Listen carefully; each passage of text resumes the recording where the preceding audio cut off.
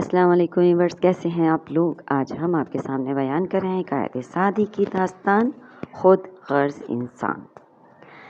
حکایت سعدی کی یہ داستان جو اخلاقی درس دیتی ہے کہ خود غرضی اور لالچ انسان کو کس طرح نقصان پہنچاتی ہے، یہاں اس کہانی کا مختصر خلاصہ پیش کیا جاتا ہے۔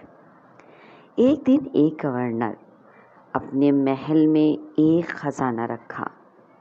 اس خزانے میں سونا، چاندی، زیورات اور دوسری قیمتی اشیاء تھیں۔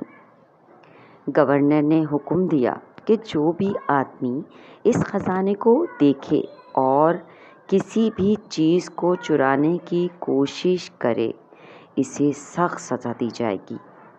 کچھ دنوں بعد ایک غریب آدمی اس خزانے کے قریب پہنچا۔ اس کے دل میں لالچ پیدا ہوئی اور اس نے سوچا کہ یہ خزانہ اس کا حق ہے۔ غریب آدمی چوری کرنے کا ارادہ کرتا ہے، مگر اچانک اس کے دل میں ایک خیال آتا ہے کہ اگر وہ چوری کر بھی لے گا تو اسے فوراً پکڑ لیا جائے گا اور سزا بھی ہو جائے گی۔ لیکن اس کی خواہش پھر بھی کمزور نہیں پڑتی۔